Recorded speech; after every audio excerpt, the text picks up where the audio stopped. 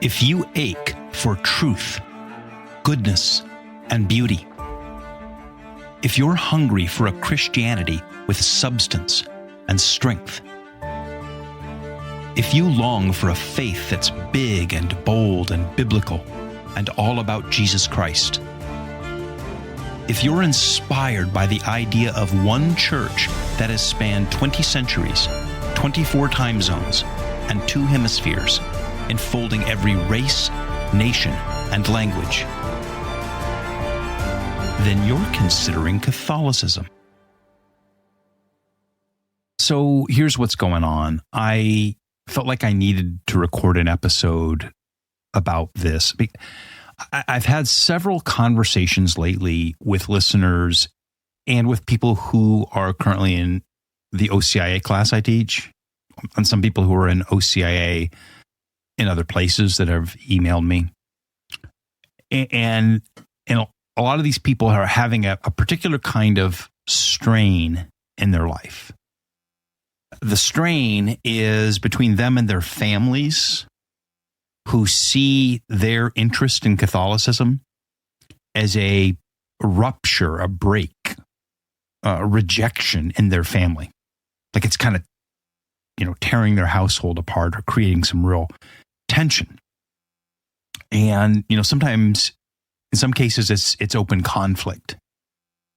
I was talking to a person who is interested in Catholicism, is researching it, considering OCIA, whose own parents have said that if they go through with OCIA and enter the Catholic Church, their parents will have nothing to do with them, wouldn't come to their own wedding or the Catholic baptisms of their grandchildren.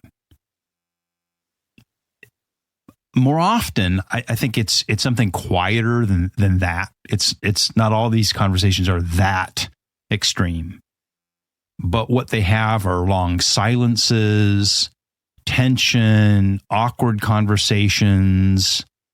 The sense that something has come between people who used to understand each other and be united, that we don't go to church anymore. Now you're into this Catholicism thing. Our family isn't Catholic, and Catholics worship Mary and the thigh bones of Saint so-and-so, and it's all paganism, and you're kind of falling into this cult, and, we raised you to be better than this, and, yada, yada, yada. Ed the Protestant and I actually talked about this a few years back. And if you want to go back and listen to that conversation, it's episode 238. I think we called the episode When Friends and Family Don't Understand. So you can go back and listen to that. But I'm coming back to this now because this comes up all the time. I hear it a lot from listeners, OCIA participants, people who are interested in OCIA, people who talk to me because they're interested in Catholicism. And honestly, because it comes up for me in my own life personally a lot. And it's come up many times over the years with former colleagues. It kind of came up again recently with a former colleague. When I say former colleagues, I mean Protestant pastors that I used to work with. Evangelical pastors, non-denominational evangelical pastors, whatever, people who work in Protestant or non-denominational evangelical ministries and for ministry organizations. I lived in that world for, most of my career, and I know a lot of those people. A lot of those people are friends, have friendships that go back 30 or 40 years. That's a long time. It's, and when I entered the Catholic Church, it drove a wedge between between my wife and I, and those friends and former colleagues or whatever. It strains the friendship, and not always in a dramatic way. That's probably overstating it in the sense that I do have a lot of friends, and we can still kind of be social and all that, but there are some where it's been a real wedge. But more often when we see these people, it's kind of like a subject that sits in the room, like this awkward thing. Like there's this thing in the corner and none of us are talking about it and it's just awkward. Like, there's Sasquatch is sitting in the corner over there and we're all ignoring that Sasquatch is in the corner. And Sasquatch in this case is that, Greg became Catholic, or Greg and his wife became Catholic, and they're no longer playing for the same team. We're no longer on the same team. And in many of those cases, when I get together with them, I appreciate that my old friends really do try, many of them, most of them, not all of them, but many of them do try to diffuse the tension in the room. And I really am grateful for that. I think it's a genuine act of friendship and charity and love on their part. Like, much kudos, much gratitude. Because out of charity and friendship and love, they're trying to diffuse the awkwardness. They don't want the evening, if we're having dinner or we're at an event, they don't want it to turn into some, really awkward thing. They don't want to lose the relationship. They want to stay, in touch. But the way that they do that, the way that they often diffuse the situation is by sort of framing the reasons for my conversion to Catholicism as just subjective. What do I mean by that? Well, they'll say things like how much they admire me for pursuing the deep spirituality, the ancient spirituality of Catholicism. I mean, they'll talk about how, much they admire the beauty of the art and the architecture of the Catholic Church and the smells and the bells of the liturgy and all the contemplative prayer and the monks and this and that and how beautiful it all is. And they're like, oh, it's all so beautiful. And they're so happy for me that I found that for myself, that I found all of that beautiful spirituality and that works for me. And then they'll gotta come up with a personal anecdote. They'll say, I remember this one time when I was, traveling in Europe and I went to, some big cathedral and I walked through it and I felt how deep and beautiful it all was. And good for you, Greg, that you have, found that for you and that it works for you, And I know what they're offering, right? It really is an olive branch. It's a peace offering. It's a way to let us all stay at the dinner table. It lets them bless something in my life without having, and this is the key, without having to treat the Catholic Church's actual claims and doctrines as the issue. And sometimes, often, usually, in those social situations, I'm tempted just to accept the olive branch, the peace offering, to say, yeah, different strokes for different folks, that Catholic stuff works for me now. But look, I'm still one of you. We're all on the same team. I'm just a different flavor of ice cream. We're all, or whatever, we're all ice cream and we're just different flavors. And, I'm the Catholic flavor now, but we're still all on the same team. We're all still in the same big sundae, bowl. We're all still a part of the banana split. I'm just, a different flavor now. And I have sprinkles on the top, but we're all still the same. And that usually just diffuses the situation and we move on with our dinner. The problem is that it feels condescending. Even though I know they don't mean it to be condescending, okay? That's not their intention. But it feels, and I think it is condescending. And it feels dishonest for me to acknowledge that or to accept that. Like, I'm not really telling the truth about who I am or why I became Catholic, why I am Catholic, why I walked away from their churches, their theological world. And after those conversations, I feel weird. I feel like, It's a terrible metaphor, but I feel like I'm still in the closet, right? Like I haven't really talked about who I really am or why I really converted to Catholicism. And if the real reason that I converted to Catholicism has to stay in my pocket, or I have to stay in the closet about that, so the friendship can stay in place, I guess for the good of the friendship, but it's a tension for me.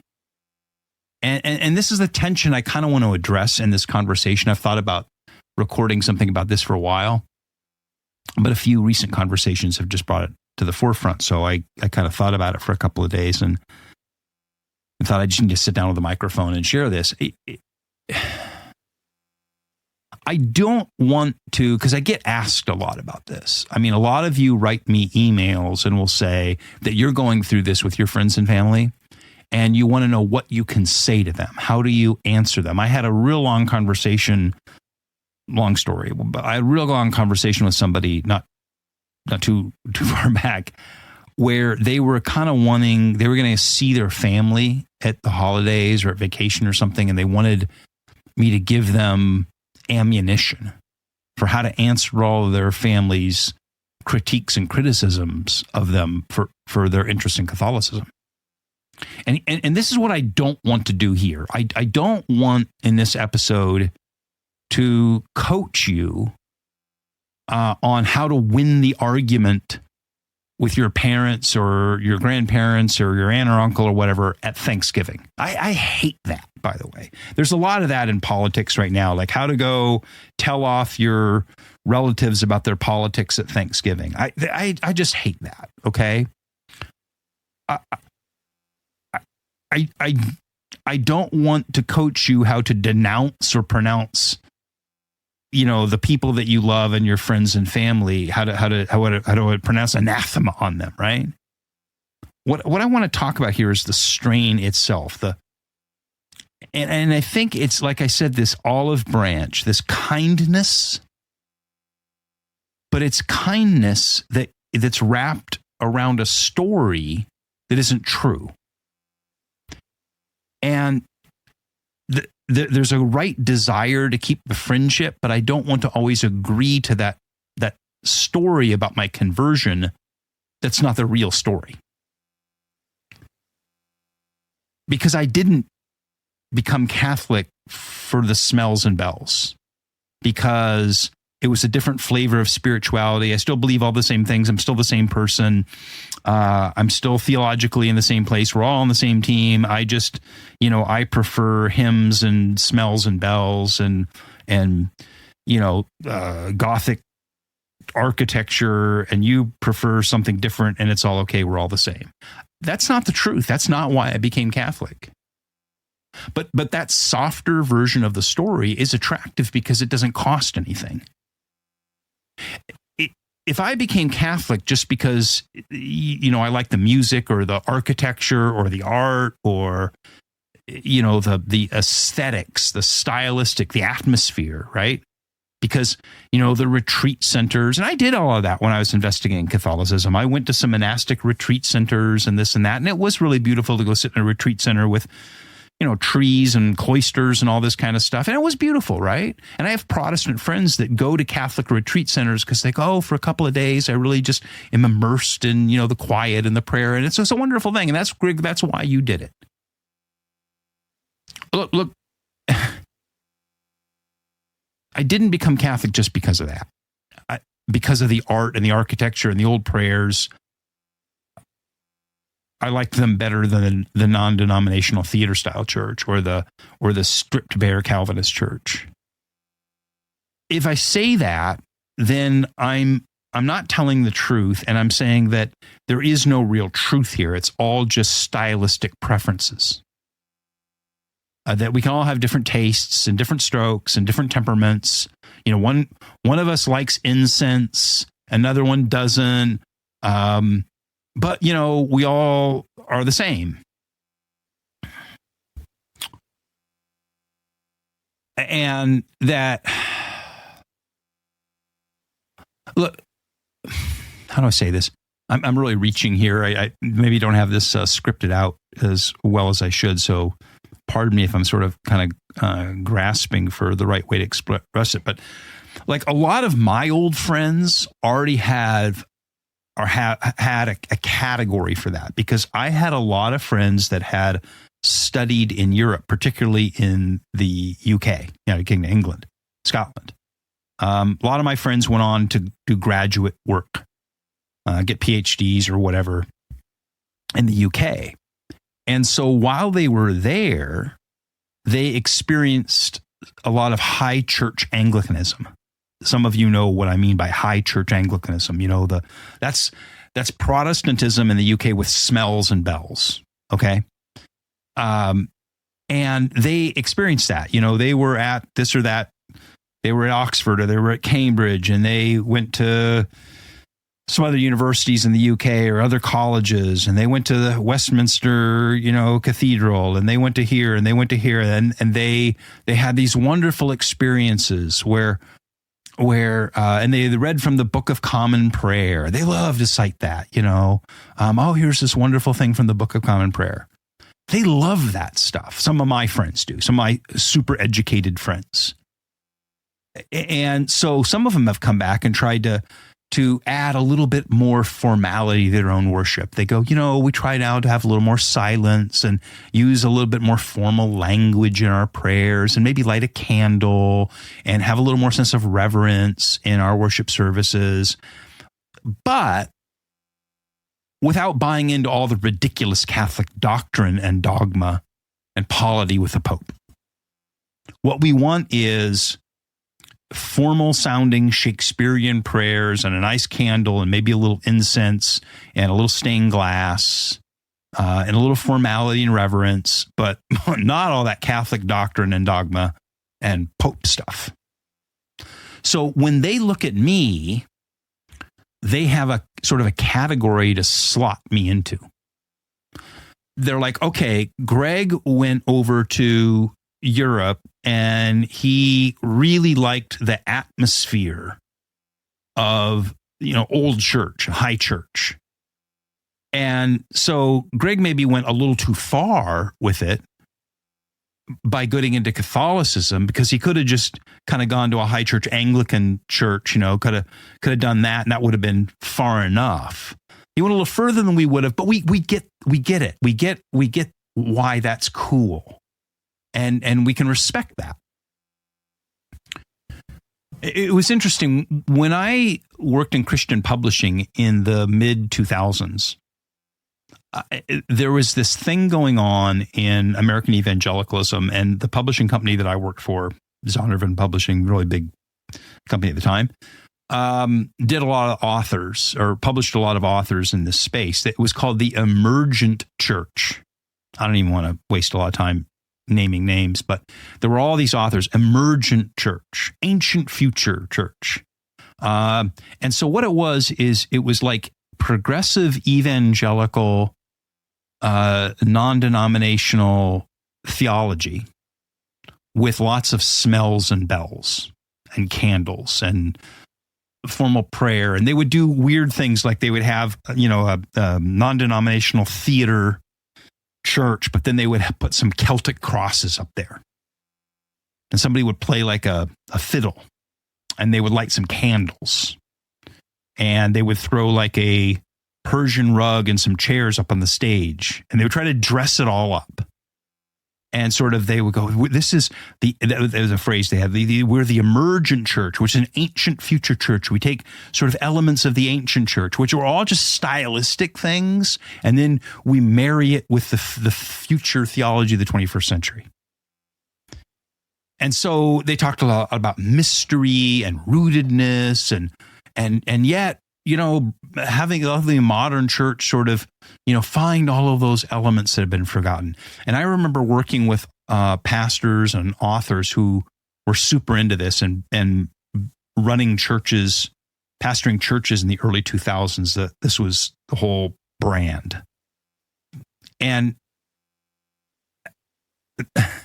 the more I saw of it in that time frame, the more I saw it from the inside, the more bogus it felt to me.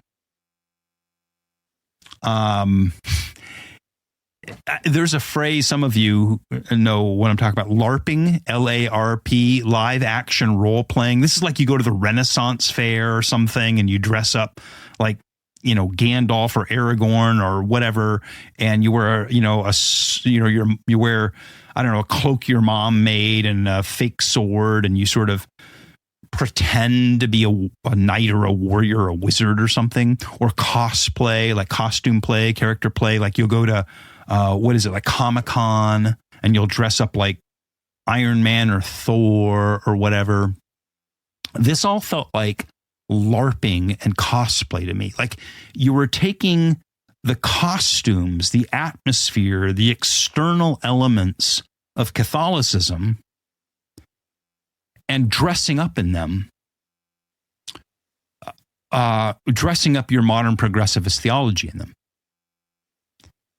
And what that did is you were borrowing the brand equity that the Catholic Church has built over 2,000 years. It made you look serious, even though your theology and practices were not serious. You have very unserious doctrine, very unserious theology. But if you dress it up, you cosplay, you LARP in this stuff, then it looks serious. It's pretend.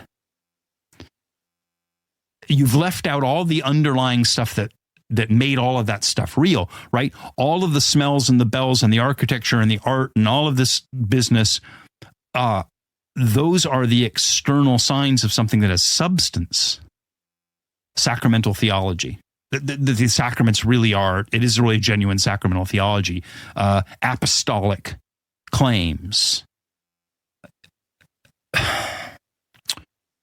And so, when I was seeing all of that in the early 2000s, I felt like the whole experiment didn't satisfy the hunger that people felt, because people were groping for something and they were finding this LARPing cosplay emergent church thing.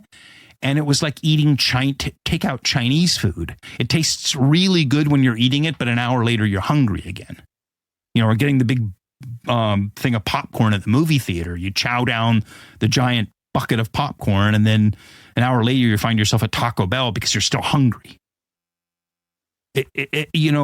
That's what it actually drove me toward the Catholic Church, because I go, if we're hungry for this stuff, then let's not LARP, let's not cosplay. What are the actual substantive elements underneath those? Let's not wear Catholicism as a skin suit. What's underneath it that gives it meaning? The forms only held together when they're attached to the substance. And detached from that substance, it just feels like costumes.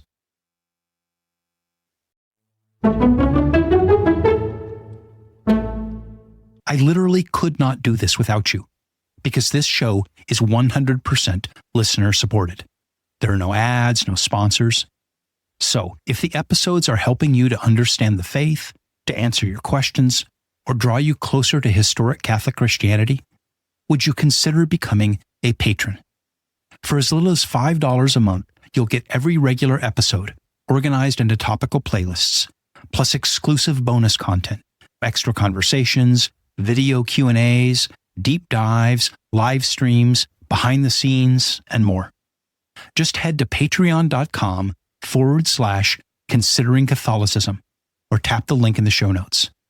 Together, we're educating, equipping, and exciting people about the beauty of the Catholic faith.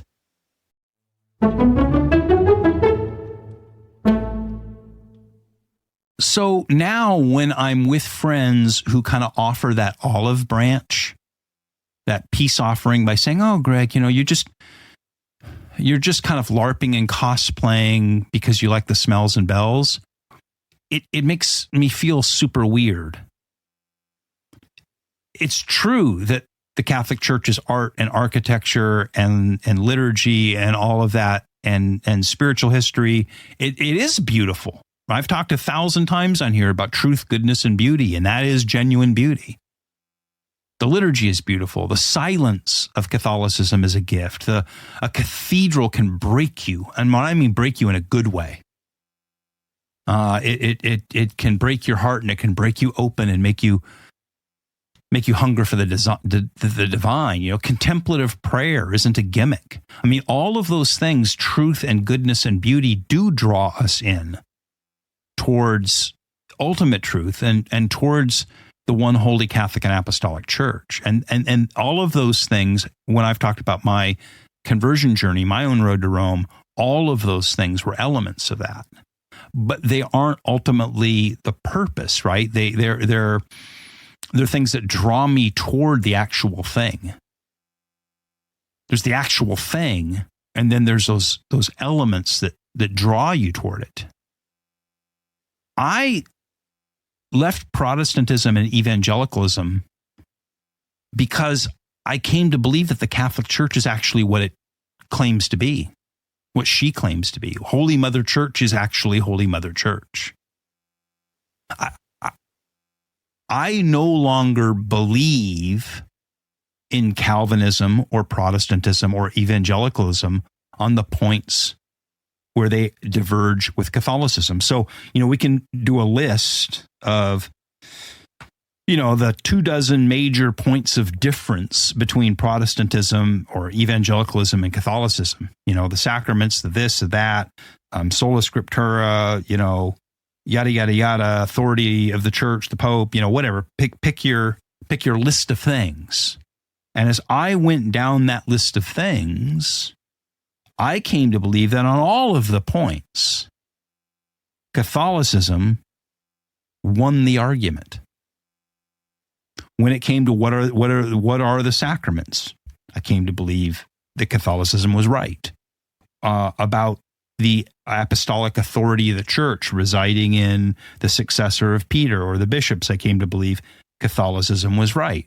On the issue of scripture and tradition, I came to believe Catholicism was right. I mean, I could go down the whole list.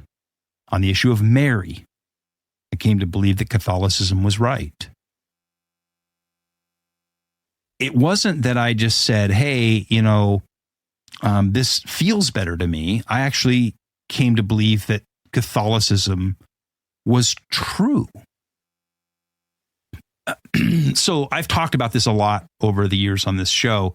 G.K. Chesterton, famous writer, British novelist and essayist and newspaper editor and speaker and raconteur. Like if Chesterton, this was in the early, like the 1920s, 1910s and 20s in England. If Chesterton were alive today, he would be like a super popular YouTuber or talk radio host or something. He was a personality, a public intellectual that was just out there all the time. And Chesterton was sort of a nominal Anglican. For a while, I think he flirted with atheism, but he eventually converted to Catholicism because he was so high profile in the London papers and the UK papers and all this stuff, that when he converted to Catholicism, it was a huge scandal. You got to understand, England in this day, Catholicism was disfavored. That's one way to put it. And so when Chesterton converted to Catholicism, man, his brand in England took a huge hit, his credibility. And so people wanted to write him off as kind of a romantic who fell for all the medieval pageantry. Chesterton's always had kind of a romantic spirit and imagination, and he just fell in love with the smells and the bells and the medieval pageantry of it, and that's why he converted. And he kept saying over and over again, that's not it. That's not why I converted to Catholicism. Yes, I am a romantic. Yes, I am attracted to all the medieval pageantry, of course, but that's not the reason I converted. In fact, Chesterton didn't get confirmed, have his sacrament of confirmation coming into the church in a big cathedral with smells and bells. It was in a chapel that was behind a railway hotel, like a tin-shed chapel, Catholic chapel. It wasn't in a giant cathedral. But But anyway, because he was under so much pressure to explain it, he wrote this essay, which was super influential in my own journey, my own road to Rome. And I know for a lot of other people, the essay he wrote is very short. It's like 1,500 words, called Why I Am a Catholic. And right in the beginning of it, he starts out by saying, people ask me why I'm a Catholic. And he said, I could give 10,000 reasons why I converted to Catholicism, but they all amount to one reason: that Catholicism is true. The difficulty of explaining why I'm a Catholic is that of all these 10,000 reasons, they just come down to that Catholicism is true. And I could go down this list of 10,000 reasons why I think it's true, but they all amount to it's true. It's true. That's why I believe it. Before him, John Henry Newman was a very famous Oxford professor. He was an Anglican minister, very, very high-profile guy in the Anglican Church in the UK, very high-profile public intellectual, and he converted to Catholicism. In fact, it's interesting, Newman was, before his conversion to Catholicism, part of something called this Oxford movement, which was trying to sort of bring back high church Anglicanism, trying to bring back the smells and the bells and the reverence to high church Anglicanism. And so he was at the forefront of that. But then he went too far and he actually became Catholic. And when he entered the Catholic Church, I think he lost his job at Oxford. And he was under intense criticism, and there was a real cost to it. And the people, his friends and colleagues, really couldn't treat it as seriously, because it looked like excess. It looked like he'd gone too far.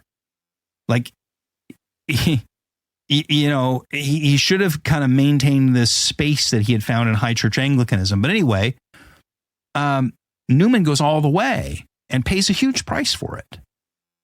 He went on to become a Catholic cardinal, Cardinal John Henry Newman, and recently Pope Leo named him a doctor of the church. And we've talked about him on the show before. Corey and I have. He's Corey's confirmation saint, because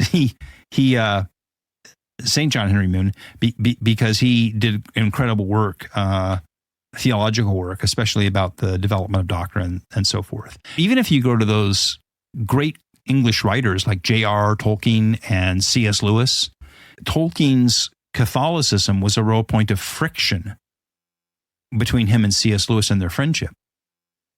They shared a lot. They shared a love of myth. They shared a seriousness about Christ. They even shared some doctrinal overlap about the sacraments, but it just wasn't enough to repair the friendship, because at the end of the day, the Catholic Church was the Catholic Church, and Tolkien was completely committed to it, and C.S. Lewis couldn't commit to it completely.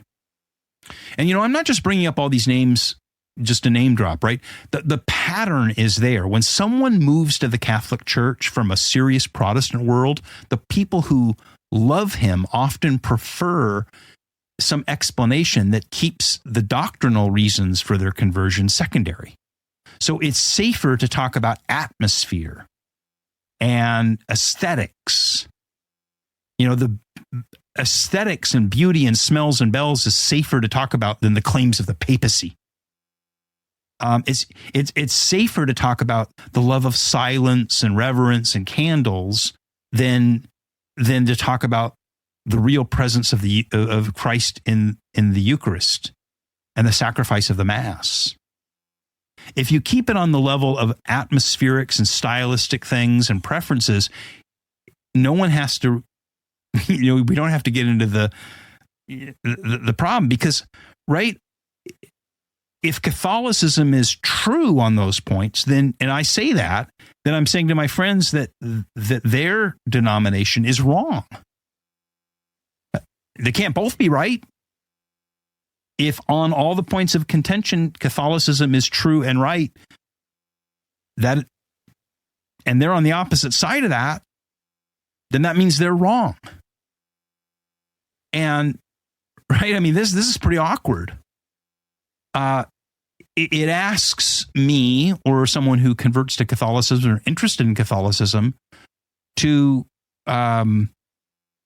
essentially indict their former friends and say, I think that the Catholic Church is right and you're wrong, and your faith is wrong and your church is wrong. And that's really awkward, right? But if you don't address that, then you're living in this kind of falsehood. I didn't become Catholic because Catholic stuff works better for me. I became Catholic because, like Chesterton or Newman or Tolkien, I think Catholicism is true.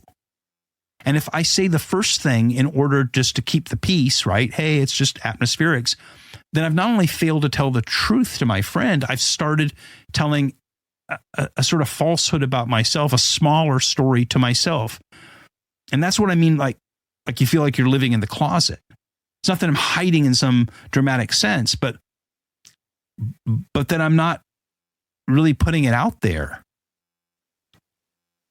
And in order to belong and to keep the peace with people, I sort of passively participate in this falsehood that we all agree about the doctrine and the theology. And I don't want to be at odds with my friends. I do not want to be the convert who hurls anathemas across a dinner table. I don't like those kinds of converts. I've never wanted to be that kind of convert, and I've never on this show tried to promote that. I do not like Catholic influencers on social media who want to hurl stuff at Protestants. And I don't like Protestants who hurl stuff at Catholics on social media. That's not my world. You know, having friends, it doesn't mean turning every interaction with them into some kind of tribunal or debate. I mean, some of these friends that go back 30, 40 years, these are people that have prayed with me, worked with me, participated with me in weddings and funerals, traveled with me, shared meals with me. We were involved in each other's families. We laughed when we were young and poor in ministry. And we were all sure that we were right and we we're going to grow up and change the world. And I still love those people. And I still want those friendships. And I don't want to treat them as enemies and not to treat their faith as a cartoon or that they're wrong. There is real Christian good in the world that formed me. I would not be who I am if I had not come out of that world. I love that they take Scripture seriously. I love that they desire holiness. I love that they have a commitment to mission. I love that they have pastoral care of actual people. I'd be a liar to pretend that none of that was real or grace. But charity also requires that I don't lie about why I became Catholic. And those two requirements don't necessarily have to cancel each other out, right? They do make the conversations harder, not easier. The false peace that we agree to says that the differences are only stylistic. The crusader mentality says the differences between us is the only thing that matters, and who cares about friendship? I think those are both mistakes at either extreme. I think the differences between us is real, but the friendship is also real. And the hard work is to carry both of those, the friendship and the differences, without crushing either one. And so anyway, like, what does this look like in practice? I think it's less a technique that I can articulate than just a posture and an attitude. It starts with being willing to say the true thing in ordinary language and then to shut up. Know when to stop talking. I don't have to defend all of church history and the whole catechism of the Catholic Church and every council that the church has ever held and everything that anybody's ever said every time that theology comes up over coffee. I don't have to launch into my Catholic spiel. I can say to them, I didn't just become Catholic because of the atmosphere. I became Catholic because I came to believe the Catholic Church is what she claims to be.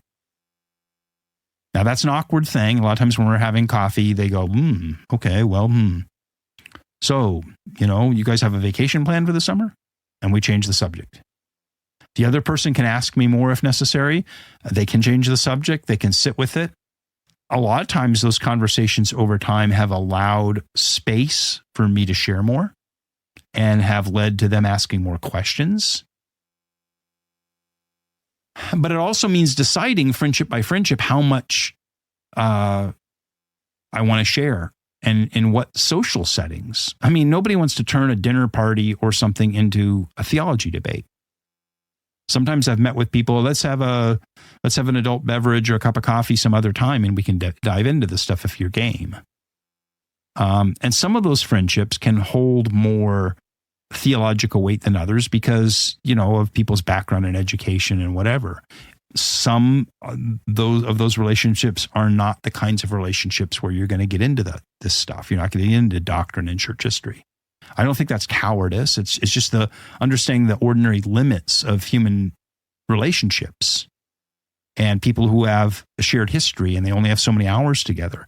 And I can affirm what I still love in them and in the tradition that we both came out of without pretending that the differences between us are just decorative. Gratitude and disagreement can go together. They don't have to, be in opposition. I think the painful part is what they hear when I tell the truth. If I say that I believe Catholicism is true, it often arrives in their ears as what you believe is not true. And that comes off as harsh. And it can also be kind of an unfair way to understanding. Because sometimes, if the Catholic Church is what she says she is, then the Protestant position I left is not the fullness of the faith. That's what Vatican II said. It can be partially right, but not complete. And I try to share that. I believe that when I was a Protestant, I had an incomplete faith, not a wrong faith.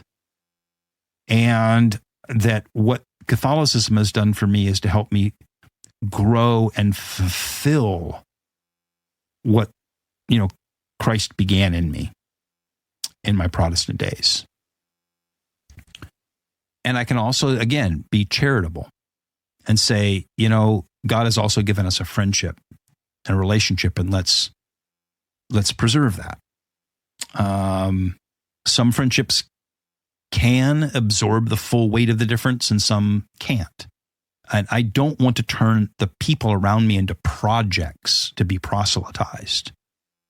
They're not. They don't. These relationships don't exist for argumentation. They're friendships. And clarity about the church doesn't require me to use the friendship as a delivery system for Catholic debate. If I can't love them without managing them, then I've lost the plot. I have not always handled this well. I've sometimes taken the olive branch because it's easier and then gotten in the car and driven home and felt frustrated with myself. And I've sometimes pressed harder than I should have with a friend and driven them further away. But it is true that beauty still belongs in the store. I would be lying if I didn't say the liturgy meant nothing or that I'm not unmoved by the church's art and architecture and all that. Those are goods. They're just not the end. They're not the whole story. And when they're offered as the whole story, it's sort of insufficient and it diminishes the full story. So, look,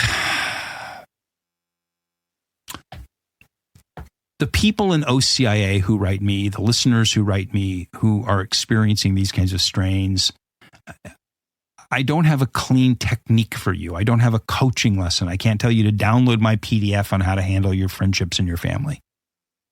I can only say this. You don't have to pretend that the difference is merely stylistic in order to remain a good son, a good spouse, a good friend. You don't have, but you also don't have to make every conversation a battlefield and a theological debate. You can sometimes tell the truth in a short sentence. You can love somebody who can't receive the fullness of it yet. And yet you can also be honest and not sort of refuse the false piece, but also not turn into a debater and that tries to burn the room down, because that's not a good strategy. There's a narrow way forward, and the narrow way forward is love. And to tell the truth with love. Let love be your guide. and love will bring you into the fullness of truth.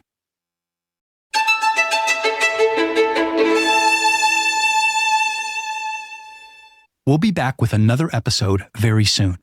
And this show is 100% listener supported. My patrons keep the lights on, and they let me spend more time researching and recording so that these episodes keep coming. If this show has helped you, would you consider becoming a patron? For as little as $5 a month, you'll get every regular episode organized into topical playlists, plus exclusive bonus content, extra video Q&As, deep dive courses, live streams, and more. Just head to patreon.com/considering Catholicism or tap the link in the show notes. And would you please rate the podcast on whatever platform you're using and write a review on Apple Podcasts or on consideringcatholicism.com. And you can drop me a line. Patrons can comment directly on Patreon posts or Spotify. I read every one. Or you can always use the contact form at consideringcatholicism.com, or you can email me at consideringcatholicism@gmail.com. I love hearing your questions, your comments, and your stories.